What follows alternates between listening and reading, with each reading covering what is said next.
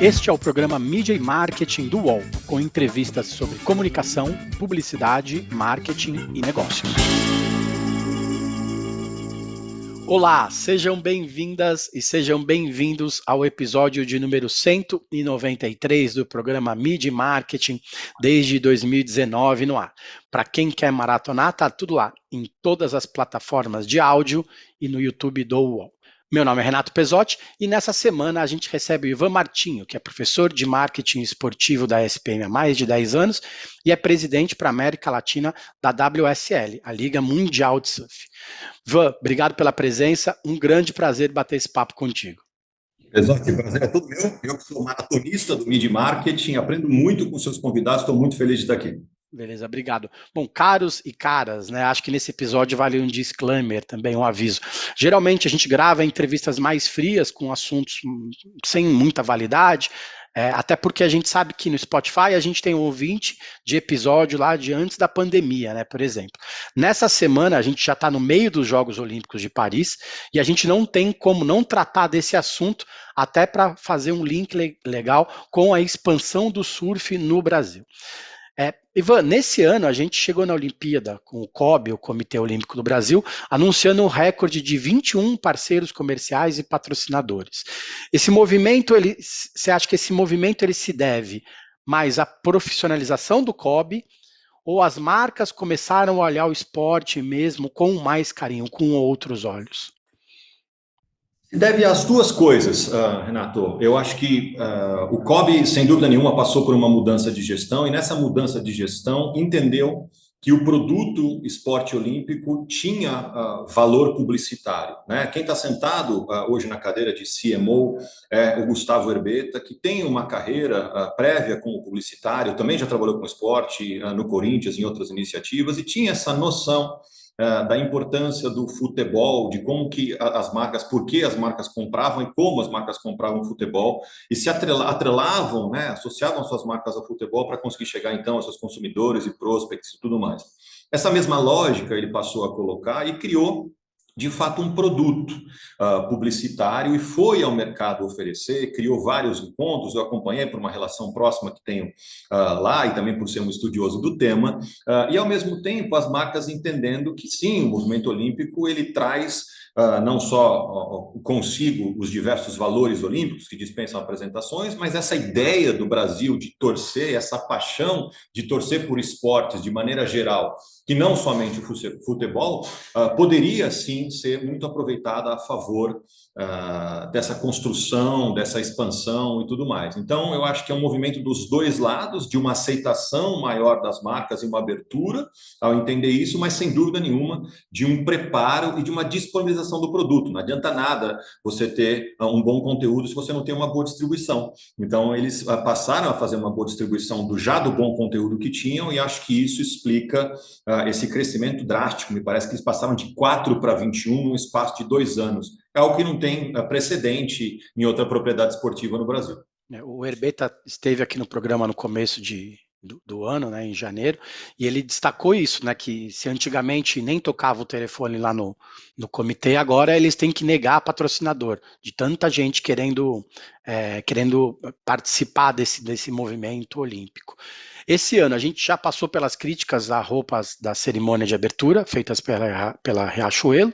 A gente teve a confusão com a falta de uniforme para um atleta da Puma, que postou nas redes sociais que só tinha recebido menos uniforme do que ele vai usar. E a gente deve ter mais, sei lá, uma dúzia de assuntos polêmicos nas próximas semanas. Isso também é relativamente normal quando todos os olhos se voltam para um evento específico, né? Se a gente tinha 3 patrocinadores, 4 há 10 anos, agora a gente tem 21, tem muito mais gente de olho, tem muito mais gente ali, né? Afoita por fazer uma crítica também. No fim das contas, isso também é positivo para o mercado como um todo, né? Serve como bússola sobre o que pode ser feito de melhor no mercado e o que tem que se prestar atenção, talvez, numa próxima vez, né? Quando você consegue ganhar a atenção das pessoas, a tão disputada atenção e essa relevância, junto com o lado bom vem esse lado polêmico, né? Tem mais gente olhando, tem mais você está na vitrine, estando na vitrine você está mais suscetível a ser criticado caso algo não aconteça da maneira que as pessoas esperem. A situação do uniforme é essas situações que acontecem no dia a dia. Então, sim, tem esse lado que cria uma nova componente de desafio para as marcas de aprender a lidar com isso, das marcas patrocinadoras do próprio COB, e das próprias entidades esportivas, porque ali tem as federações, tá, todo mundo, tem os atletas e tudo isso, mas também é um sinal do sucesso e da relevância que esse assunto tomou. Em outras épocas, talvez nós não estivéssemos discutindo isso, porque ninguém teria nem prestado atenção. Então, isso sim tem um lado bom de ser um sucesso que foi programado para acontecer, estava no plano que esse sucesso acontecesse, mas, por outro lado, tem aí esse lado polêmico, que é bastante diferente em relação à ideia do que é um patrocínio versus o que é mídia convencional, né, Pesotti? Porque mídia convencional tem um espaço ali, e aí você veicula a sua campanha, claro que ela pode também gerar polêmica e tudo mais, mas, no fundo, o veículo acaba não sendo culpado, né? Agora, quando você associa duas marcas, nesse caso aqui, o Olimpismo, a marca do Comitê Olímpico Brasileiro com a marca dos patrocinadores, aí sim tem uma história que é uma relação de troca, e essa relação de troca anda um pouco na linha do diga-me com quem andas, te direi quem és. Né? Então, ela pode ser positiva, mas ela também pode ser negativa. Então, precisa ter muita atenção a isso, os dois lados. Acho que o COB se associou com marcas de bastante prestígio, marcas muito poderosas, teve um cuidado, uma curadoria de atrair as marcas certas para o patrocínio, mas sem dúvida nenhuma tem seus riscos e tem que aprender a lidar com a crise também. Legal. Dentro das suas aulas, né, na SPM, como que você elenca, como que você enumera os maiores desafios de uma marca investir no esporte? A gente pode seguir como base, ter como base esses mais de 20 patrocinadores locais, para esses jogos especificamente, e o Herbeta já falou sobre isso também, que eles estão estudando, eles estão trabalhando numa forma de mostrar o retorno, né, de ter números para mostrar que vale a pena mesmo investir no esporte. A falta de retorno é o maior problema mesmo, ou vem antes disso, vem da base, né, como a gente diz às vezes? Eu acho que tem uma questão, tem uma oportunidade no fundo, e por isso que eu adoro o media marketing e também tenho umas minhas iniciativas no sentido de aculturar o mercado em relação ao que é patrocínio. Né? O mercado, quando a gente fala na própria escola, quando a gente fala de mídia digital, tem lá uma oferta de mais de 100 cursos de marketing digital, transformação digital e tal. Quando a gente fala de redes sociais, tem lá mais uns tantos, de PR tem mais uns tantos. Quando a gente fala de patrocínios especificamente, a cadeira de patrocínios, Pesotti, ela não está nem na graduação de nenhuma escola de propaganda e marketing e publicidade do Brasil, o que é algo bastante curioso. Nem mesmo na SPM, está na pós-graduação, mas não na graduação como cadeira de formação obrigatória. Então, no Brasil, a maioria das pessoas que entende do que é patrocinar, como mensurar retorno, quais são as estratégias, são pessoas que conhecem disso porque trabalharam com isso, aprenderam fazendo ou aprenderam com pessoas que faziam. Isso faz com que, ainda que movimente ano após ano milhões de dólares essa indústria, a mão de obra qualificada para aprender a lidar com isso e entender como que a minha marca, se eu estou sentado no departamento de marketing, que tem tantas disciplinas que eu possa utilizar para construir, uma delas apenas é o patrocínio, como eu vou fazer para conseguir fazer com que isso tenha resultado e retorno? Depende da escolha da propriedade, depende da história que vai se contar, afinal de contas, está se associando duas marcas, entender o target, a afinidade, qual é o público a quem eu quero atingir e o que é sucesso nessa parceria. Eu sinto, muitas vezes no mercado, que as pessoas se associam, fazem patrocínios, mas esquecem de definir o que é sucesso. Quando a gente faz mídia digital, está claro o que é sucesso, é matemática a mensuração. Né? Acho que as Big Techs brilharam em conseguir criar relatórios matemáticos que determinam lá os números de engajamento, os números de conversão, e isso facilita muito a vida da pessoa que está sentada na cadeira de marketing tomando decisões. Em patrocínio, existe isso também, mas existe muito de qualitativo. E esse qualitativo ele precisa estar muito bem explicado e precisa estar muito bem determinado. Não só para as pessoas que participam ali das reuniões, mas especialmente para dentro da empresa, porque muitas vezes cria-se são valores altos que são investidos e cria-se uma expectativa de outros departamentos de que, de fato, esse patrocínio está ajudando a gente a vender mais. Todo mundo acha que mídia tem a ver com vender mais e tem vender mais no curto prazo. Não necessariamente. Patrocínio tem muito mais uma pegada, também pode ajudar nisso, mas tem muito mais uma pegada de construção de marca, branding, relevância, reposicionamento, outras coisas que a mídia convencional às vezes não é capaz de fazer. Sem dúvida nenhuma, os dois instrumentos, as duas ferramentas são super úteis, mas eu acho que é um mercado em evolução, e essa evolução tem a ver com mais conteúdo disponível, mais disposição das pessoas a aprenderem e grandes eventos como esse. O Brasil evoluiu muito desde os Jogos Pan-Americanos de 2007. O Brasil sediou grandes eventos internacionais, do ponto da Olimpíada, da Copa do Mundo, Copa das Confederações, a própria Copa América em 2019, a NBA veio ao Brasil, a gente como a WSL está aqui também no Brasil fazendo eventos sistematicamente, grandes eventos, ou seja, a indústria cada vez mais tem aprendido a não só utilizar isso como uma ferramenta de construção, de reposicionamento, mas também de mensuração de resultado. Esse conhecimento é que é capaz de fazer com que concorrentes despertem pelo interesse de propriedades também do esporte, fala aqui do esporte, mas também do entretenimento, e crie esse conhecimento no mercado capaz de fazer desse veículo tão relevante ou desse meio tão relevante como todos os outros. A gente nem aparece lá no mix de meios do sempre, Pesotti. O patrocínio não está lá, né, para você ter uma ideia. Então, olha que interessante como trabalha um pouco até alijado do que são os meios convencionais de mídia. É legal. Você falou do ciclo de ouro, né, do marketing esportivo. Você colocou de 2007 a 2019, a gente pode diminuir um pouco, de 2014 a 2016, Copa do Mundo, Olimpíada. Eu lembro que na época eu trabalhava no Meio Mensagem, a gente fez uma lista de quase 80 agências de marketing esportivo naquela época que tinham surgido, que estavam olhando para o setor, para o mercado, né? E hoje dessas 80, devem ter sobrado 4 ou 5 no máximo, né? O que ficou de lição desses 10 anos para cá? Hoje o mercado é menos fragmentado, mais maduro, e como você falou, se tem mais conteúdo à disposição da pessoa interessada em entender mais o assunto, mas por outro lado não se tem um curso de formação, parece que as figurinhas ficam sempre rodando, né? O cara é diretor de marketing esportivo de uma empresa, aí ele vai para o clube, aí ele vai para outra empresa, volta, parece que a gente está rodando em falso, né? Queria que você falasse um pouco sobre esse ciclo todo, sei lá, de 10, 11 anos, que é o tempo que de repente você tem no curso da SPM também. Exatamente. A gente fez como oportunidade, né? Até por isso que existe o curso, que a gente faz 2 edições anuais e tem sido um sucesso de participação e de feedback nas avaliações dos alunos também. E a ideia é justamente essa, entendendo que existe uma lacuna de conhecimento especializado, justamente porque hoje, de verdade, Pesotti, tem muito mais gente querendo trabalhar com esporte sobre esse argumento de que eu amo tal esporte, então eu quero trabalhar com isso, não necessariamente porque conhece do assunto, né? Eu quero trabalhar com futebol porque eu amo futebol. Sei lá, tem muito esse argumento, né?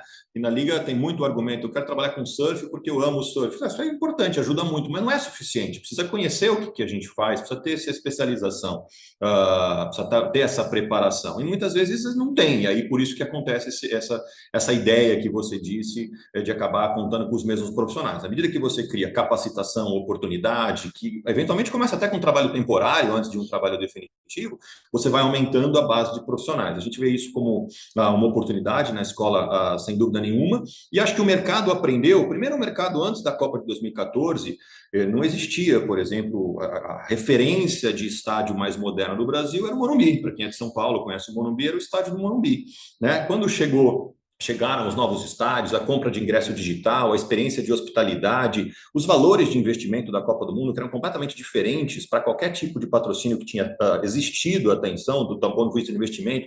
Essa lógica de que não adianta você somente investir em patrocínio, você também tem que ativar. E qual que é a estratégia que você vai fazer para se diferenciar e conseguir chamar a atenção de uma propriedade, muitas vezes, que tem vários patrocinadores. Para usar o exemplo do COB aqui, que tem 21 patrocinadores, são 21 histórias sendo contadas, além da do próprio COB, além dos atletas, além das federações. Ou seja, como que eu, como marca, vou entrar no meio desse rush publicitário e conseguir chamar atenção e criar uma história que faça sentido, não para todos, mas para o meu público que eu estou interessado, né? Isso depende de ativação, depende de criatividade, depende de como você vai estruturar a sua ação. Não é só patrocinar e esperar, vai rodar. Não, tem que acontecer e tem que acompanhar também, por sendo um tipo de evento que acontece ao vivo. Coisas ao vivo podem acontecer, ao mesmo tempo que você tem a oportunidade de interagir nas redes sociais e fazer um grande resultado disso. Cito aqui o exemplo, talvez, que o Brasil mais conhece, que tem feito muito bem, que é o Big Brother, não é um evento esportivo, mas o Big Brother, que consegue fazer essa interação em tempo real, que é o real-time marketing, né? mas ao mesmo tempo pode sair do controle. Então você tem que ter um time preparado com a capacidade de decisão, porque aí não dá para rodar 6 instâncias de decisão, pedir para o presidente da empresa decidir se pode dar um tweet ou não. Precisa ter uma empresa que tenha maturidade para poder, na ponta, as pessoas tomarem decisão e tirar proveito desses momentos que podem fazer toda a diferença na história da marca. Então, eu vejo isso como um aspecto positivo, mas sem dúvida nenhuma é algo em evolução no Brasil, como você falou.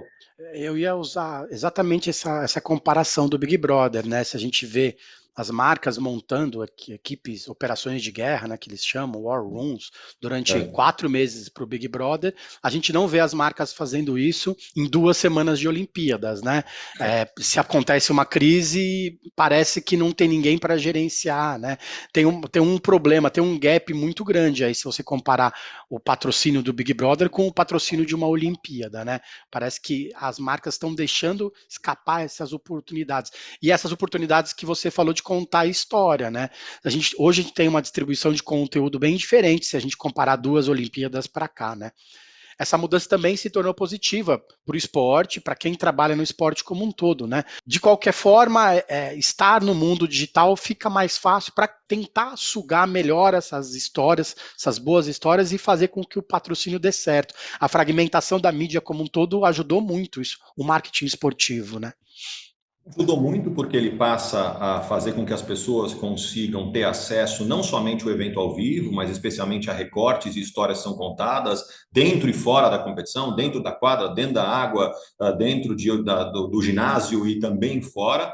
Cria-se essa curiosidade por quem são esses seres humanos por detrás desses super-heróis, né, medalhistas, e que estão lá colocando as suas vidas, né, uma dedicação de uma vida em jogo para conseguir colocar uma medalha no peito, e obviamente cria-se também essa oportunidade dessa fragmentação de criar conteúdo específico para cada tipo de audiência, porque talvez a maneira como uma pessoa de 50 anos assiste a Olimpíada e gosta daquele formato mais tradicional, mais formal, que vai assistir na televisão, é diferente talvez do jovem que goste de um aspecto mais informal, uma narração diferente, e hoje existe essa oferta, antigamente não existia, hoje existe essa oferta, não só no que é o evento ao vivo, que é valiosíssimo, mas especialmente na cobertura. E aí entra a figura dos influenciadores e dos próprios atletas também, mesmo aqueles que não foram para as Olimpíadas, a gente vê alguns trabalhando, ex-atletas e tudo mais, contando essa história, criando essas diversas formas de contar a história para diversos tipos de público, o que é muito curioso e faz com que aí você tenha 24 horas por dia de conteúdo disponível para consumo, e não somente quando a competição está lá ao vivo. Eu queria falar sobre esse monte, esse squad de influenciadores que estão, por exemplo, em Paris, né? Tem muita gente fazendo dancinha, tem muita gente só fazendo vídeo, né, sem muito sentido, mas tem muita gente trazendo informação bacana, né, para o dia a dia. Como que o atleta se insere nisso? Isso pode ser negativo para o atleta? A gente sabe que tem atleta, inclusive medalhista de Olimpíadas recentes, que às vezes não consegue patrocinador porque não se sente à vontade de ser um criador de conteúdo, não se sente à vontade de expor o seu dia a dia, né? Como que é essa função nova do atleta, às vezes, que ele é obrigado a ser criador de conteúdo para também ter um patrocinador ativo? Como que é essa métrica, como que é essa medida para também não prejudicar o atleta não deixar de ser atleta para virar só um influenciador? A grande maioria das marcas, não é uma regra geral, Pesotti, mas a grande maioria das marcas tem sim, nas redes sociais, nos números, uma métrica de desempenho para aquele determinado atleta. Aí eu conto um pouco do passado aqui. Eu tenho 43 anos. Assisti o atleta no passado, ele basicamente treinava em 2 turnos durante toda a semana, durante todos os anos, competia e tudo mais e tal. Ele aparecia ali na televisão ou no rádio, basicamente na entrevista coletiva ou depois de competir, um microfone, e aí ele falava ali um pouco, mas não tinha esse contato direto com o público, né? As redes sociais mudaram isso, fizeram com que criasse uma aproximação bastante grande, né? Os atletas pudessem propriamente construir as suas audiências sem depender da audiência de terceiros, porque agora não era através da televisão, do rádio ou da revista que ele estava falando somente. Então, a chance de falar diretamente com o seu público.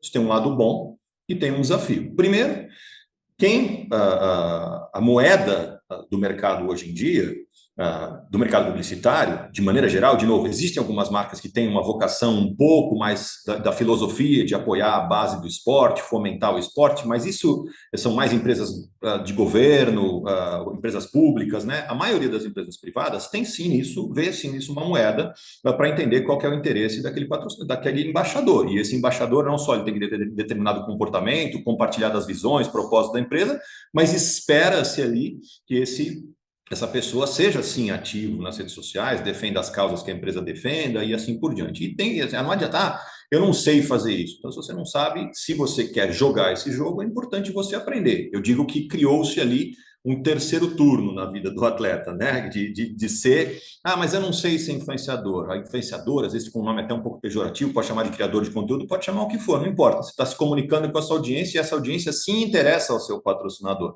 Não é uma coincidência que os atletas que têm os maiores patrocínios do mundo e os mais longevos, com exceção do Roger Federer, talvez, que tem uma outra história, são atletas que têm bases de seguidores gigantescas, né? Então,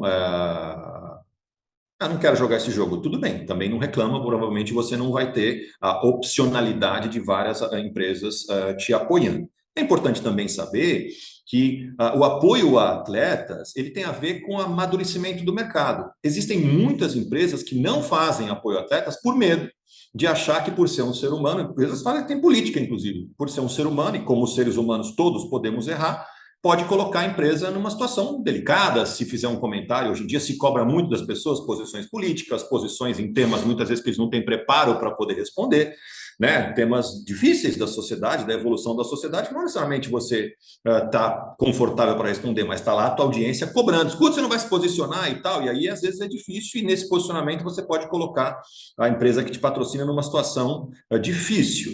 E aí as pessoas vão fazer aquele triangulação de ir lá cobrar a empresa que te patrocina, falar, cancela o patrocínio dele, porque ele defendeu tal causa que eu não concordo, essa coisa aí. Tem empresas, então, que não fazem patrocínio a atletas. Agora, tem um outro lado positivo, que é, antigamente, os atletas se aposentavam. Vale lembrar aqui, pessoal, que atleta de alto rendimento, de maneira geral, é claro que existem exceções, mas de maneira geral, ele vai ter performance durante 10 a 15 anos. Depois, provavelmente, com raros esportes que têm uma menor demanda física, ele pode continuar, ou ele for um ponto fora da curva. A gente tem o Kelly Slater no surf, que compete até 52 anos, mas ele é um ponto fora da curva, ele não é a regra. A regra são 10 a 15 anos de carreira de alto rendimento, funcionando bem e brilhando e dando resultado. Se é uma carreira muito mais curta do que é uma carreira como executivo, como a minha, por exemplo, durante um curto espaço de tempo, ele precisa fazer mais dinheiro, fazer mais resultado e poder depois criar o que é essa transição de carreira. Antigamente, os atletas basicamente eles iam para alguns caminhos. Ou eles tinham imóveis comprados, que depois viviam de aluguel, que compraram durante a carreira, ou eles abriam as suas escolinhas para fazer, ensinar sobre aquele esporte que ele aprendeu, virar palestrante, ou eles eram comentaristas da Sport TV, ou da Band Esportes, ou especialmente agora nas Olimpíadas, a gente vê uma série de caras de ex-campeões olímpicos que são, né, comentaristas e tudo mais. Mas veja que era uma carreira que, inclusive, para alguns atletas era um susto grande, porque não só a receita cai drasticamente na aposentadoria, como o atleta também perde um pouco desse chamariz. Quando acontece do atleta conseguir cativar essa base de audiência, funciona quase como uma aposentadoria, Pesotti. Porque agora ele não depende mais da audiência de terceiros, ele tem audiência própria dele. Então, ainda que ele se aposente, é possível que ele não esteja mais competindo, mas ele pode agora contar uma outra história e levar para frente essa audiência. E essa audiência vai dar para ele, se for uma audiência relevante e fiel, vai dar para ele a chance dele continuar rendendo e tirando rendimentos dessa audiência, mesmo na aposentadoria. O que é algo que muitas vezes o atleta não pensa durante a carreira dele, porque ele já está ali querendo. O atleta quer ganhar, né? Se não fosse o atleta, de maneira geral, por regra, é competitivo. Então ele quer ganhar, não quer muitas vezes, acha que perder tempo fazendo isso. Mas aqueles que conseguem combinar e fazer um bom trabalho nesse sentido, criam aí, acho que, uma aposentadoria melhor e mais tranquila. A gente está vendo já essa geração de atletas que já nascem influenciadores, já nascem criadores de conteúdo, né? A gente vê a Raíssa Até eu vi algumas pessoas criticando o fato dela ter feito um post de agradecimento aos patrocinadores. Antigamente isso nem podia acontecer, né? Os atletas nem poderiam agradecer seus próprios patrocinadores na rede social, né? O COI As agora Olimpíadas. liberou, nas Olimpíadas agora está liberado, né? Pelo menos no ciclo olímpico. E eu vi umas pessoas criticando que ela tem mais de 20 patrocinadores. É engraçado, né? Porque quando não tem patrocinador, o pessoal fala, puxa, as marcas não apoiam a Raíssa Leal. Aí a Raíssa Leal faz um post, agradece 20 marcas, as pessoas vêm e falam, puxa, mas ela tem 20 patrocinadores, como que é, né? É uma situação bem difícil. A gente vai para o intervalo, já já a gente volta para falar de embaixadores, né? E para o Ivan contar um pouco mais sobre as aulas de comunicação que o surf também tem dado por aqui, né? Daqui a pouco a gente está de volta. Até mais. Em 2021, o mega assalto de Araçatuba chocou o país. Ai, meu Deus do céu, as pessoas estão em cima do carro. Os criminosos levaram 3 milhões de reais. Até então, o crime parecia perfeito. Só que o plano era roubar 400 milhões. Alguma coisa deu errado. Levanta o drone e vamos embora. Ninguém sabia o que de fato aconteceu naquela noite. Até agora. Como Deus confirmou para mim da entrevista, eu vou ceder a entrevista para você. E eu só efetuei 3 disparos.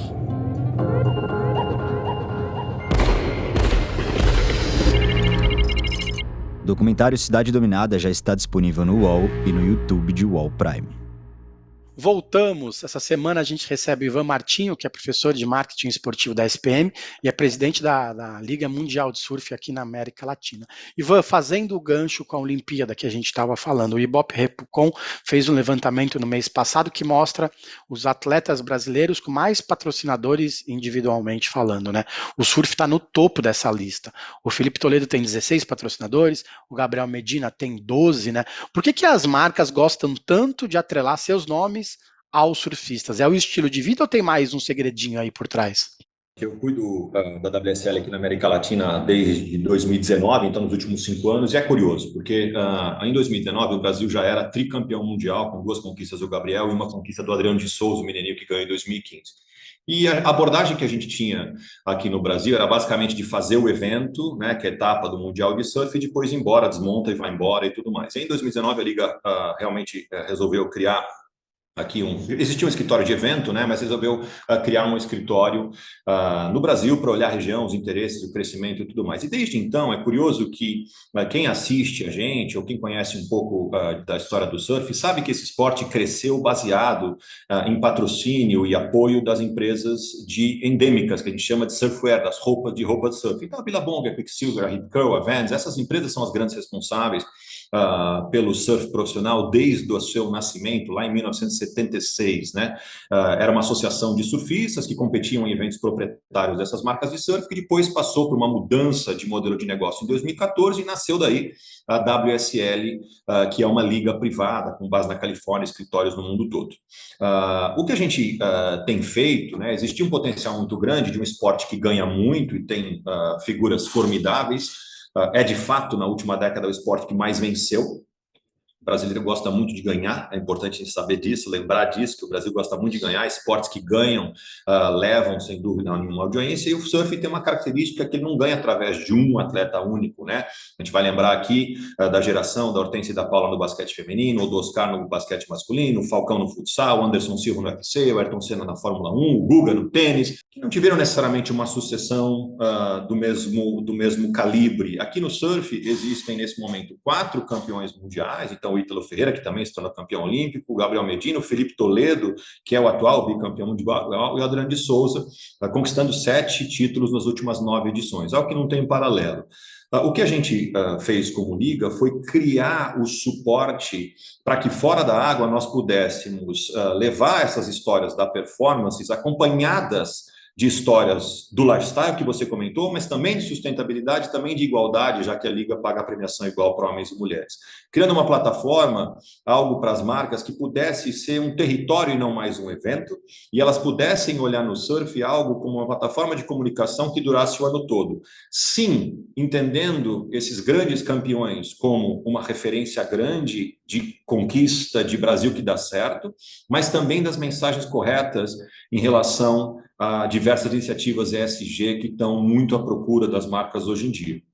Eu acho que o nosso lema sempre foi buscar fazer fora da água um trabalho de tanta qualidade como os atletas fazem dentro da água. E com esse lema, a gente fez com que o mercado publicitário e as marcas reconhecessem no surf, nos seus atletas e nas suas histórias, um bom território para construir narrativas, histórias, se comunicar com novos públicos. E assim tem sido. Então, a gente explodiu a bolha do que era somente os praticantes de surf, vamos dizer assim, para se tornar um esporte acompanhado por muito mais gente. Números do Ibope Repucon dizem que dão conta de 45 milhões de fãs de surf no Brasil, 45 milhões de pessoas interessadas em surf no Brasil. E com essa abordagem, a gente foi capaz de trazer marcas como a Vivo, o Banco do Brasil, a Natura, a própria Unilever com a marca Mãe Terra, Red Bull, Apple Watch e muitas marcas de prestígio para se associar não somente com a liga, mas também com os atletas e fazer com que esses embaixadores se tornassem muito desejados pelas marcas. Legal. Fazendo o trocadilho que não dá para deixar de ser feito, vocês pegaram a onda perfeita de ter uma série de atletas, uma série de nomes fantásticos, ganharam todos esses títulos, porque como você disse bem, o brasileiro não gosta de esporte, o brasileiro gosta de ganhar, né? Se aquele esporte ganha durante algum tempo, o brasileiro vai lá, compete, curte, acompanha o tempo todo, as marcas patrocinam, quando começa a cair, você vê que rola um desprendimento, e a gente vê isso no futebol hoje em dia, né? O futebol talvez não tenha tanta paixão do brasileiro, porque não está ganhando mais, também tem essa, né? Você falou das marcas endêmicas também e das que estão hoje, que são não endêmicas. Falando do patrocínio e do marketing esportivo especificamente, o cuidado do dia a dia com elas tem que ser um pouco mais criterioso, né?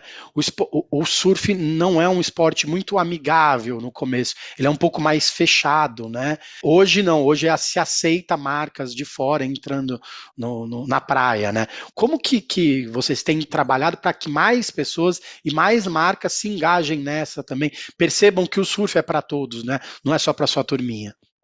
Eu acho que primeiro a gente tem o desafio de fazer com que essa história esteja disponível utilizando os vários canais, né? Aquela ideia que eu falei no começo de que a gente tinha certeza que o nosso conteúdo era muito legal e a gente precisava encontrar formas de contar essa história não somente através dos veículos esportivos que já cobrem o esporte, mas também falando com outros veículos e criando histórias e motivos e adequando o nosso conteúdo para ser relevante para esses veículos. Então, a gente tem aqui no Brasil a parceria, e mundo afora a gente tem com outras emissoras, mas tem a parceria com o Grupo Globo. O Grupo Globo, a gente tem um acordo multiplataforma com eles. A gente não está só na transmissão do Sport TV, a gente tem uma cobertura editorial combinada na TV Globo Aberta, que é um canhão, a gente também está no ge.com, no Globoplay e também no Canal Off, que é um canal que se dedica a falar do estilo de vida, muito ali da programação voltada para o surf.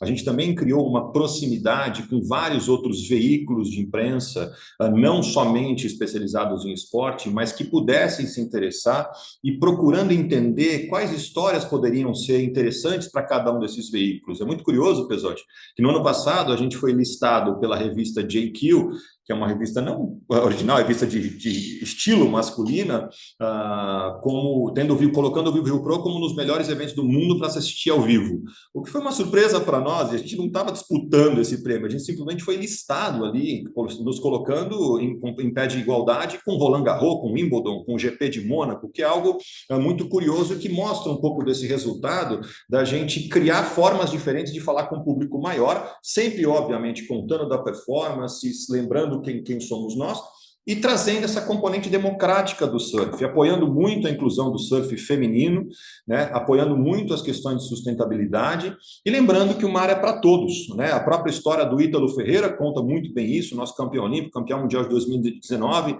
começou a surfar com a tampa de isopor da caixa de peixe do pai dele e se transformou num campeão mundial, um campeão olímpico.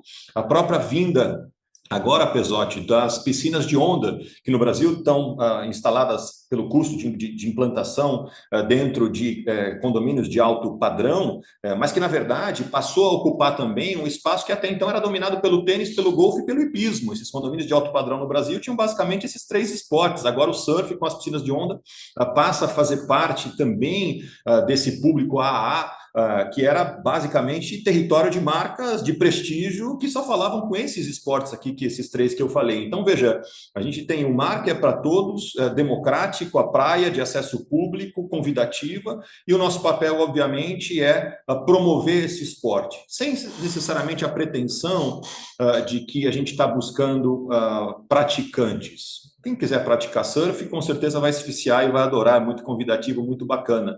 Mas a nossa premissa aqui é um pouco como na Fórmula 1. Você não vai dirigir nunca, talvez, um carro de Fórmula 1 na vida, não é por isso que você não vai assistir. Aqui é a mesma coisa. A gente acredita e tem certeza que existem muitos motivos para gostar de surf. Surfar é um deles.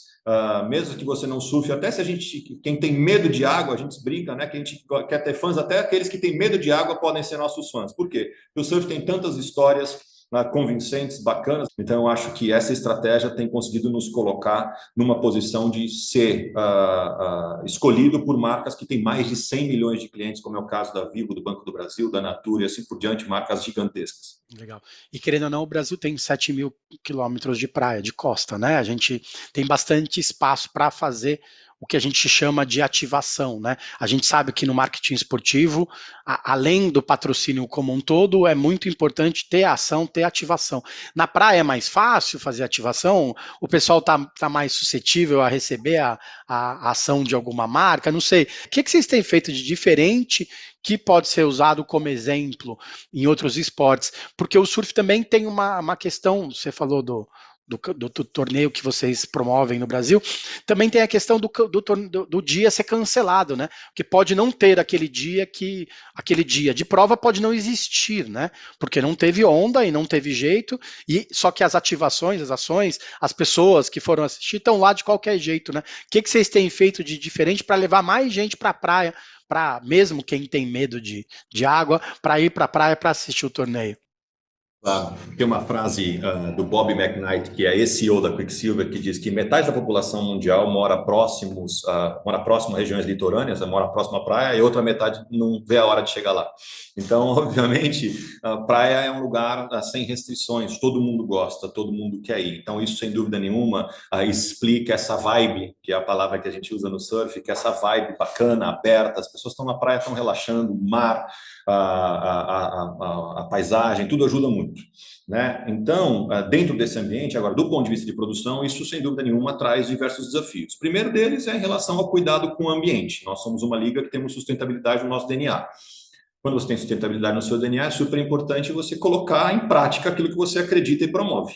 É responsável da nossa parte fazer isso. Então, a gente faz eventos grandiosos, acontecem mais de 20 eventos na região. É claro que a gente é bastante conhecido pelo maior evento que a gente faz do mundo, inclusive, que é o Vivo Rio Pro, que acontece em Saquarema em junho, mas fazemos outros eventos de diversos tamanhos, Brasil afora e América Latina afora, sempre com esse cuidado ambiental muito grande. Dentro do surf, como você bem lembrou, diferente da característica de outros esportes, a gente já aqui recebeu a agenda das Olimpíadas e já sabe qual que é o dia que a Raíssa vai competir, que o Gabriel Medina vai entrar, né? Então, já sabe os outros esportes quem vai competir. No surf é um pouquinho diferente. No surf, se não tiver ondas lá no Tahiti, vai atrasar um pouquinho lá a competição de surf. Por quê? Porque tem a ver com a condição das ondas, né? Isso também acontece nos nossos eventos. Se as ondas não aparecerem, não tem onda para surfar, não tem como você correr os eventos. O que a gente faz? A gente marca os nossos eventos em janelas de tempo, normalmente de 9 a 10 dias, e os eventos, a competição acontece entre 3 a 4 dias. Mas o fato da competição acontecer 3 a 4 dias, existia um conceito antigo que chamava-se, que era o day on e day off.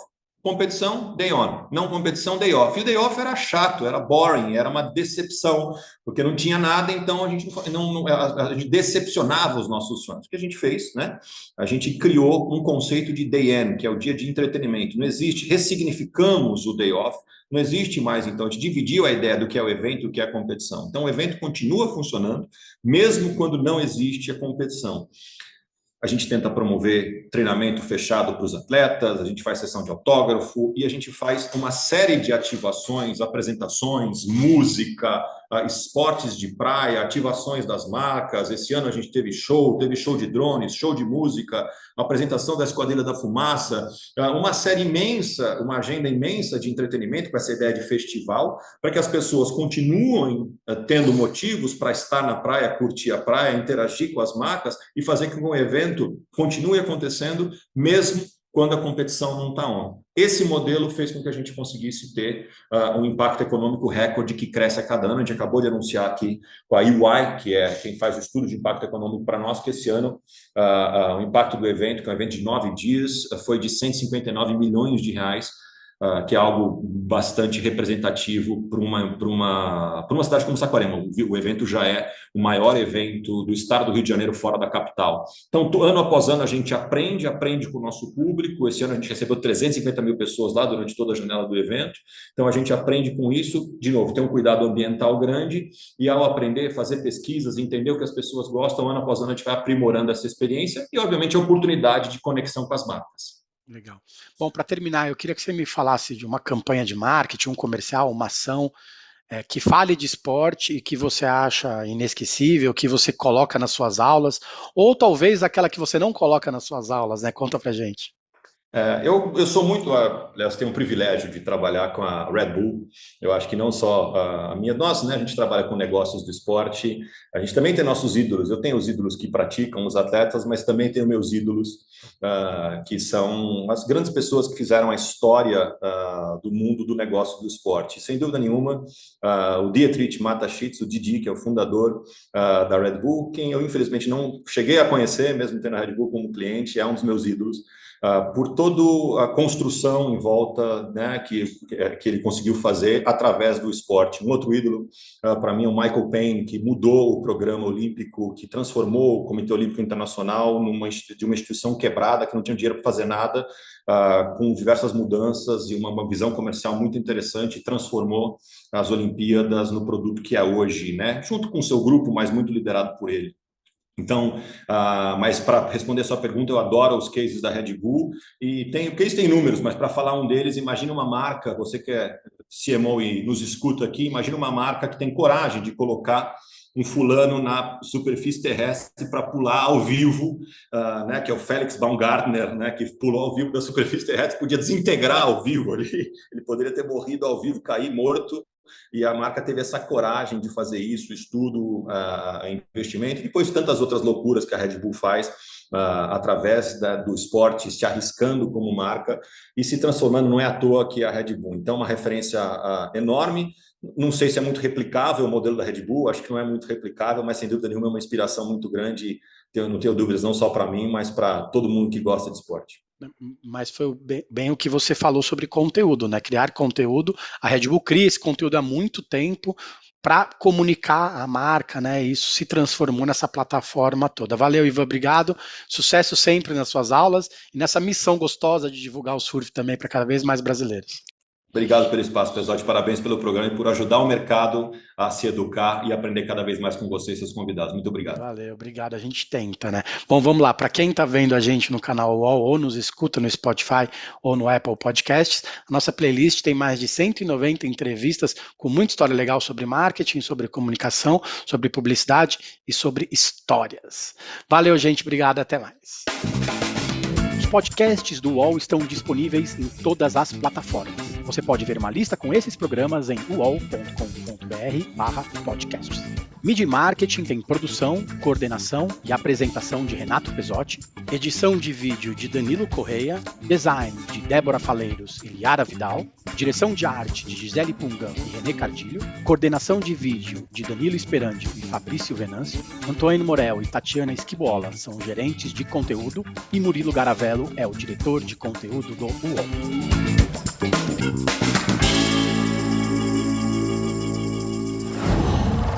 Uau.